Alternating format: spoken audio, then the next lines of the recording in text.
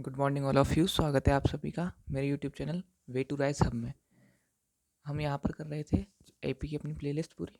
हमने अपना पहला लेक्चर किया था, इसमें सीखा था हमने कि एपी क्या होती है, एपी का nth टर्म क्या होता है, फर्स्ट टर्म क्या होता है, कॉमन डिफरेंस क्या होता है, और इस वीडियो में उसके आगे का समझेंगे। हमारी प्लेलिस्ट है बिगनर टू एडवांस सीरीज़ है ये, ठीक है। इसका लेक्चर 2 है आज। इसमें हम लोग सीखेंगे nth टर्म क्या होता है, nth टर्म से हम लोग एपी कैसे निकालते हैं, और इसके टर्म्स कौन से टर्म्स एपी में आते हैं, कौन से नहीं आते हैं, ये सारी चीज़ें हम इस लेक्चर में सीखेंगे। ओके, तो चलिए शुरू करते हैं। तो जैसा कि याद हो आप सभी को कि एपी क्या होता है, एक बार क्विक रिकॉल ले लेते हैं पहले कि एपी होता क्या है। जैसे कोई भी एक सीरीज़ है, हमने पढ़ा था कल 2, 6, 10, 14। आपको चेक करना होता था ये एपी है कि नहीं, तो आप क्या करते थे, इसका फर्स्ट टर्म क्या हो जाएगा, हम लोग इसके टर्म्स देखते थे। फर्स्ट टर्म क्या हो जाएगा 2, इसका कॉमन डिफरेंस निकालते थे। कॉमन डिफरेंस कैसे आता था, सेकेंड टर्म में से फर्स्ट टर्म को माइनस करके, है ना। तो 6 - 2 = 4। हमें ए पी चेक करनी है, तो हम क्या करेंगे, सेकंड में से फर्स्ट को माइनस किया है, ऐसी इसके थर्ड में से सेकंड को माइनस करेंगे और देखेंगे कि सेम कॉमन डिफरेंस आ रहा है या नहीं आ रहा है। अगर सेम आता है तो मतलब ये हमारी ए पी होती है, ठीक है। चलिए चेक करते हैं। A3 - A2, 10 - 6, ये भी 4 आ रहा है आपका। इसका मतलब ये हमारी जो सीरीज़ है एक ए पी है, ठीक है। ये हमने कल पढ़ा था, हमने इसके टर्म्स भी निकाले थे एक दो। जैसे अभी अगर मैं बोलता हूँ कि इस ए पी का हमें 9th टर्म चाहिए, तो हम लोग क्या लिखते थे, A9 = A + n-1, यानी कि 8D। A9 को हम लिख सकते हैं A + 8D।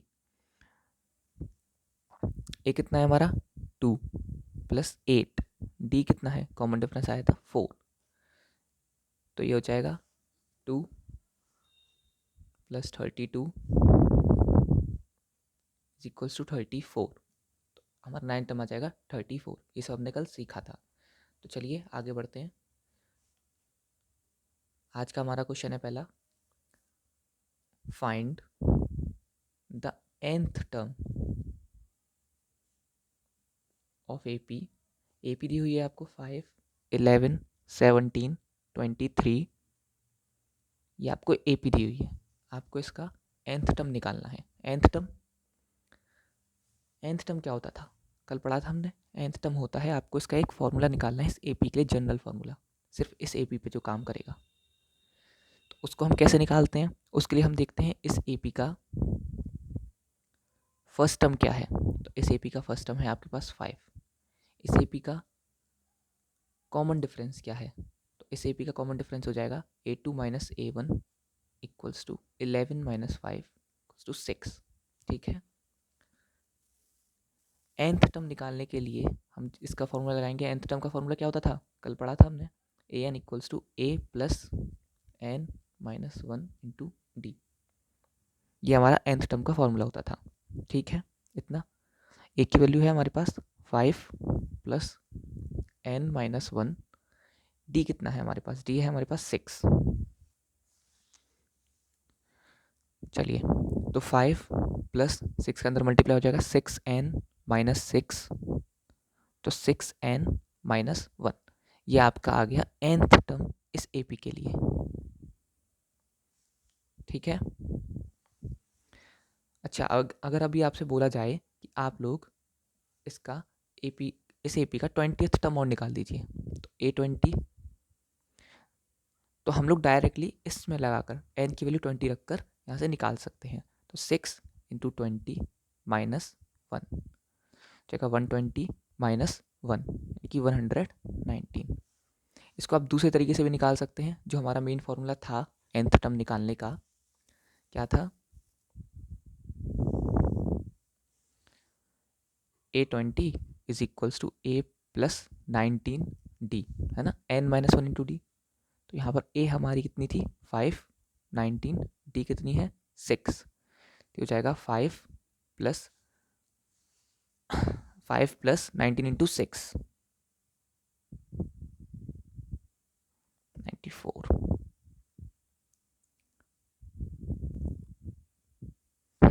तो ये इतना हो जाएगा हमारा 119। 19। तो देखिए दोनों से वैल्यू सेम आती है, ठीक है। अगर हम A20 में डायरेक्टली यहाँ पर 6n की वैल्यू 20 लगा दें तब भी वैल्यू वही आएगी, और हम A+19D कर दें तब भी हमारी वैल्यू सेम आएगी, ठीक है।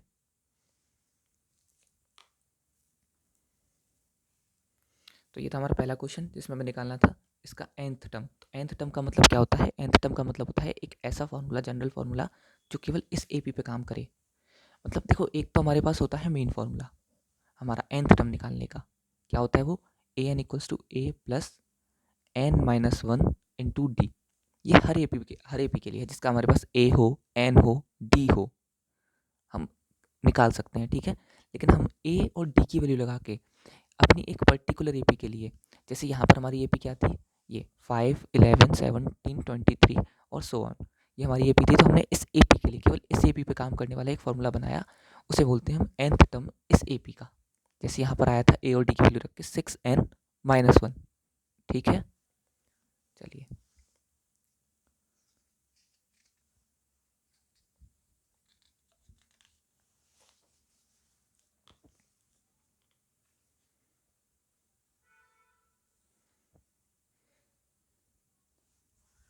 आते हैं अपने दूसरे क्वेश्चन पर।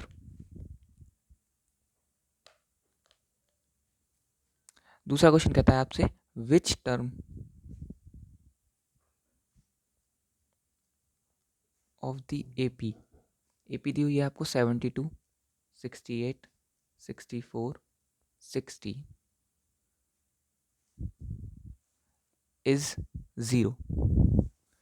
मतलब इस AP का, जो कि आपकी डिक्रीजिंग AP है 72, 68, 64, 60, इस AP का कौन सा टर्म 0 आएगा? तो हमें क्या निकालना है?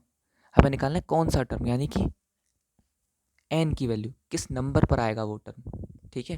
टर्म तो दिया हुआ है कि 0 होगा, तो आपको क्या दिया हुआ है? आपको an की वैल्यू दी हुई है कि वो टर्म 0 हो जाएगा। हमें जो टर्म निकालना होता है हम उसे an मान लेते हैं। तो हमें यहाँ पर an की वैल्यू दी हुई है कि आपका an 0 हो जाएगा, लेकिन किस नंबर पे आएगा ये नहीं पता है हमें, तो हमें n की वैल्यू निकालनी है। तो चलिए, हमारे पास a है CP के लिए, बिल्कुल है 72 फर्स्ट टर्म। d है हमारे पास, बिल्कुल है, d क्या हो जाएगा? 68 माइनस 72 टू माइनस 4। आपके पास a है, आपके पास d है, आपको क्या निकालना है? n निकालना है।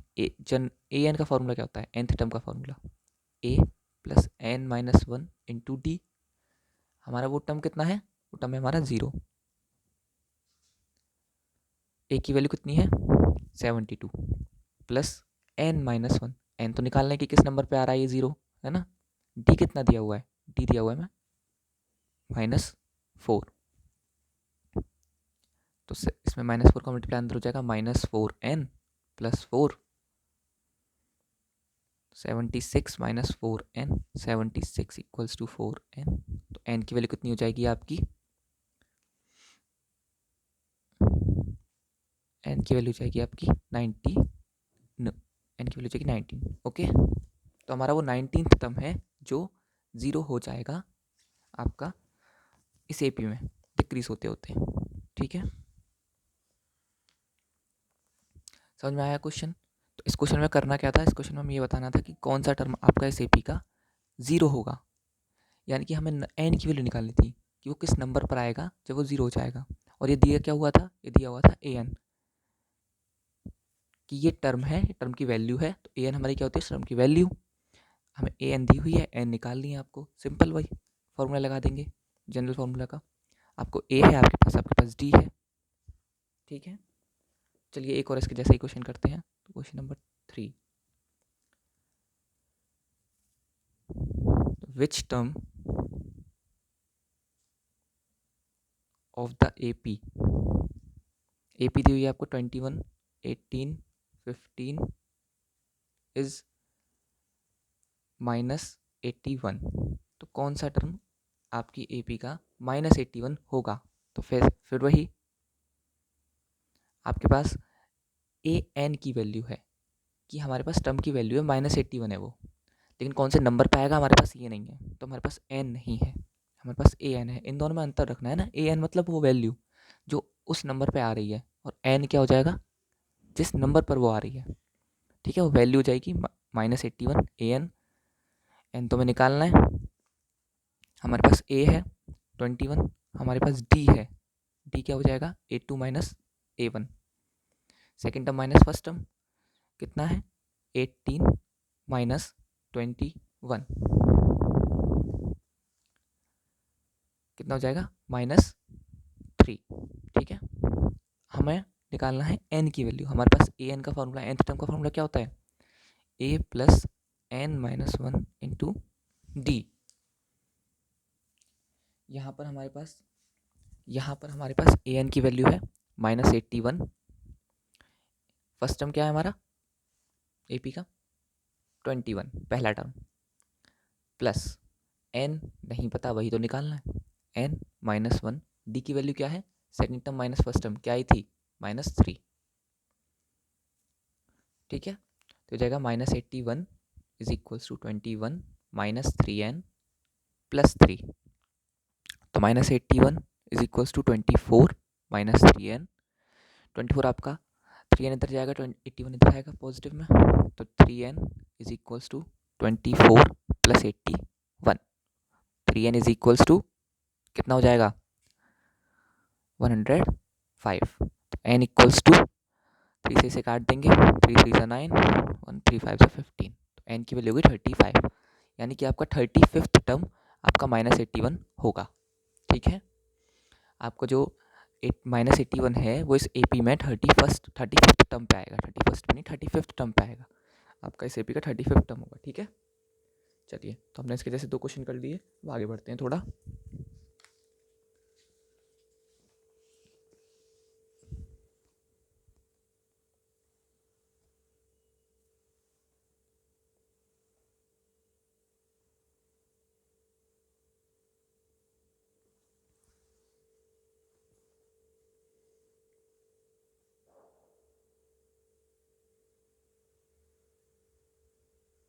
क्वेश्चन है आपका, is 184 a term of AP। AP क्या है 3 7 11 15। तो देखिए पिछले क्वेश्चन में क्या बोला था, पिछले क्वेश्चन में भी सेम चीज़ बोली थी, बस थोड़ा तरीका अलग था। उसने पूछा था कि कौन सा टर्म आपका इस AP में आएगा, तो उसने कंफर्म कर दिया था कि ये टर्म आएगा, बस नंबर बता दो कौन से टर्म पे आएगा। यहाँ पे ये पूछ रहा है क्या 184 इस AP का टर्म होगा। बात तो वही है, अगर ये इसका AP का टर्म होगा तो इसमें आएगा किसी ना किसी नंबर पर, है ना। अगर 184 इसका टर्म होगा, मैं ऐसे लिख सकता था इस क्वेश्चन को कि which term of AP 3 7 11 15 is 184, है ना। लेकिन यहाँ पे पूछ भी रहा है कि AP में आएगा भी कि नहीं आएगा, तो करना वही है, सेम क्वेश्चन है, बस तरीका अलग है ऐसे लिखने का। तो हम करेंगे क्या, देखो हमें दिया क्या क्या हुआ है हमें दिया हुआ है A की वैल्यू है 3, D की वैल्यू है 7 - 3 यानी कि 4। an हम लोग इसको 184 को an मान लेंगे, है ना, क्योंकि हमें यही तो निकालना ना कि 184 आएगा नहीं आएगा। तो अगर ये आएगा तो इस AP में किसी ना किसी नंबर पे आ ही जाएगा। n की वैल्यू नॉर्मल आएगी, फ्रैक्शनल नहीं आएगी। फ्रैक्शनल नहीं आएगी मतलब उसको देखते हैं, चलिए तो रखते हैं। चलिए, हमारे पास nth टर्म का फॉर्मूला है a plus n - 1 into D. ठीक है, तो an हमें दिया हुआ है 184, ऐसा हमने मान लिया कि हाँ ये AP में आ रहा है, 184 इस AP में है। ठीक है, तो a की वैल्यू कितनी जाएगी 3 प्लस n n तो निकालना ही है, n - 1, d की वैल्यू कितनी है 4। तो 184 is equals to 3 plus 4n minus 4। तो 184 इज इक्वल्स टू 4n - 1, और आपका इधर आएगा 185 इज इक्वल्स टू 4n। तो n की वैल्यू कितनी हो जाएगी 185/4। 185/4 जो कि 4 से नहीं डिवाइड हो रहा है, यानी कि एक फ्रैक्शनल वैल्यू आएगी, है ना। अगर हम इसे डिवाइड भी करते हैं तब भी ये प्रॉपर डिवाइड नहीं होगा, ये एक फ्रैक्शनल वैल्यू है। और हमारा n क्या होता है, हमारा n होता है कौन से नंबर पर आएगा। क्या कभी कोई भी टर्म, नंबर ऑफ टर्म, जैसे ये फर्स्ट टर्म है, ये सेकंड नंबर पर है, ये थर्ड नंबर पर है, ये फोर्थ नंबर पर है, फिफ्थ नंबर पर है, कभी भी फ्रैक्शनल होते हैं क्या, कि ये 2.5 नंबर पर है, ये 3.5 नंबर पर है, ये 4.5 नंबर पर है, ये 1.3 नंबर पर है, ऐसा कुछ होता है क्या? नहीं होता ना, क्योंकि नंबर ऑफ टर्म का मतलब होता है प्रॉपर नंबर। आपकी क्लास में भी रोल नंबर कैसे होते हैं? Roll number 1, roll number 2, roll number 3, ऐसे होते हैं। रोल नंबर 1.5, रोल नंबर 1.6, है ना? ऐसा थोड़ी होता है। तो एन जो है आपका ये फ्रैक्शनल में कभी नहीं आता है, तो ये टर्म जो होगा आपका इस एपी का टर्म नहीं है। So 184 is not the term of AP. आई बात समझ में? देखो, जो हमारा नंबर ऑफ टर्म होता है ना, वो होती है कि किस सीरीज़ में आया है। जैसे पहले नंबर पर खड़ा है, दूसरे नंबर पर खड़ा है, तीसरे नंबर पर खड़ा है ना? तो वो हो सकता है वो होल नंबर में ही आती है वैल्यू, सॉरी नेचुरल नंबर में ही आती है वो वैल्यू, कि फर्स्ट पे आया है, सेकंड पे आया है, थर्ड पे आया है। ऐसा थोड़ी होता है कि फर्स्ट पॉइंट 1.6 पे आया है, 1.7 पे आया है ना? हमारे स्कूल में भी रोल नंबर इसी तरीके से होते हैं, रोल नंबर 1, 2, 3। डेसिमल में या फिर फ्रैक्शनल में किसी का नंबर होता है क्या? नहीं होता है ना? तो इसी तरीके से इस एपी का जो टर्म आया है आपका फ्रैक्शनल आया है, यानी कि ये इस एपी में नहीं आएगा, क्योंकि एपी में तो टर्म होते हैं, first term, second term, third term, है ना? ऐसे नहीं होता 3 point half term, 3 point half term, ऐसा कुछ नहीं होता है। तो इसलिए ये इस एपी का टर्म नहीं होगा। ठीक है, इतना समझ में आया? आगे बढ़े। अब एक सिंपल सा क्वेश्चन, इतना करने के बाद बड़ा सिंपल सा है। आपको दिया हुआ है if the nth term of the AP, आपको इस बार nth टर्म दिया हुआ है, इज 4n-10, जो हम निकाल रहे थे इतनी देर से उस क्वेश्चन में, पिछले वाले में, कि nth टर्म का जो जनरल टर्म इस एपी के लिए वो इस बार दिया हुआ है। तो आपको पहले शो करना है, show that it is an AP. तो पहले तो आपको यही प्रूव करना है कि ये एपी है कि नहीं। तो फाइंड, उसके बाद अगर ये एपी है, फाइंड इट्स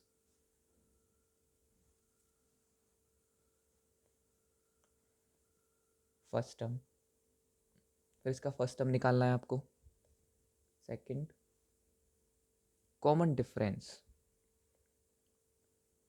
और थर्ड इसका 16th टर्म निकालना है आपको। ठीक है, तो हमें ये सिंपल से काम करने हैं। हमारे पास nth टर्म का फॉर्मूला है। nth टर्म का मतलब क्या हुआ? हमारे पास इस एपी के लिए nth टर्म ऑफ एपी नहीं, क्योंकि एपी तो प्रूफ करनी है, तो nth टर्म ऑफ प्रोग्रेशन ठीक रहेगा बोलने से, कि कोई सीरीज़ है उसका nth टर्म का फॉर्मूला दिया हुआ है, लेकिन ये एपी है कि नहीं ये तो प्रूफ करना है। तो एक काम कीजिए, इसका फर्स्ट टर्म कैसे निकलेगा हम लोगों का?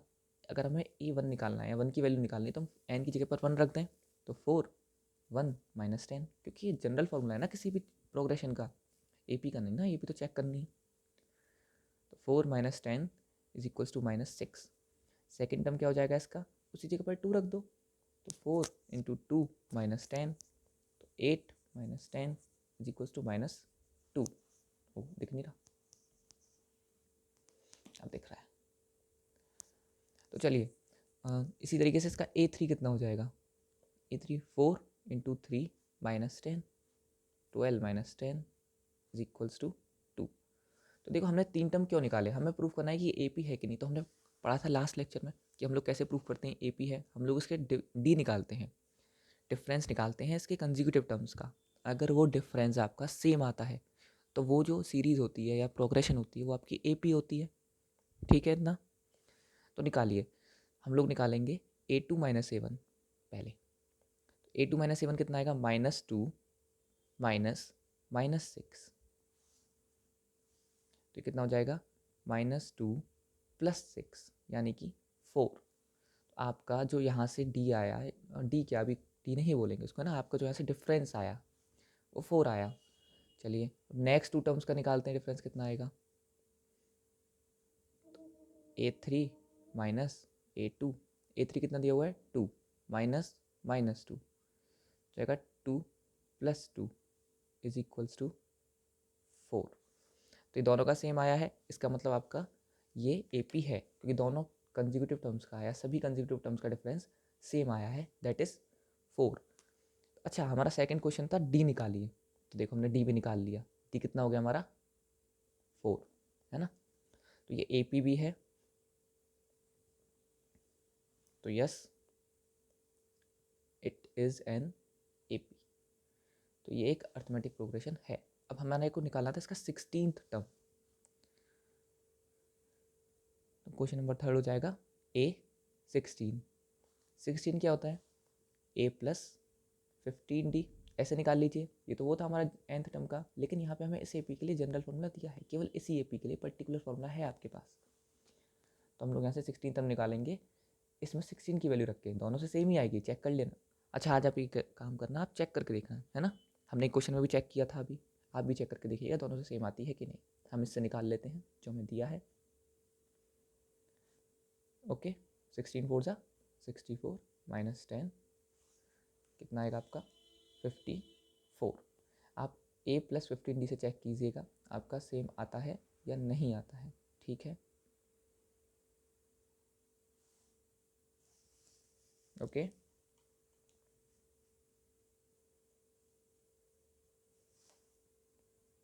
चलिए, तो हमारा ये था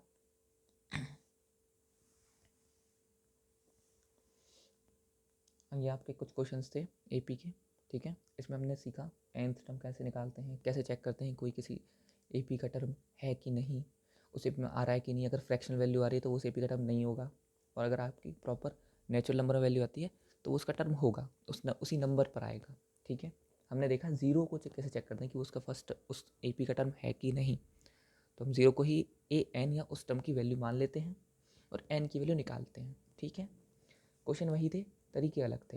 हमने देखा अगर हमें nth टर्म दिया है, जैसे इस क्वेश्चन में दिया था nth टर्म, तो हम लोग उसमें 1 2 3 रख के A1 A2 और A3 निकालते हैं। तो चेक करना हो कि वो AP है कि नहीं, तो हम उनके कंज्यूगेटिव टर्म का डिफरेंस निकालते हैं, यानी कि A2 माइनस A1 और A3 माइनस A2। अगर ये सेम आ रहा है तो वो AP है, ठीक है। और सेम आ रहा है तो D की वैल्यू तो वैसे ही निकल जाती है। फिर आपसे वो जिस टर्म को कहता है उस टर्म को निकाल दीजिए, ठीक है। तो आज हमने किया, कल हम इसके आगे की सीरीज़ करेंगे, और आपके लास्ट लेक्चर का जो लिंक होगी वो इस वीडियो के डिस्क्रिप्शन में होगी। ओके, तो अगर आपको ये प्लेलिस्ट पूरी करनी है तो आप इस चैनल को सब्सक्राइब कर दीजिए, प्लेलिस्ट को एक्सेस कर लीजिए, सेव कर लीजिए प्लेलिस्ट को, ताकि आप इसकी आगे आने वाली वीडियोज़ को देख सकें, ठीक है। तो पढ़ते रहिए, थैंक यू।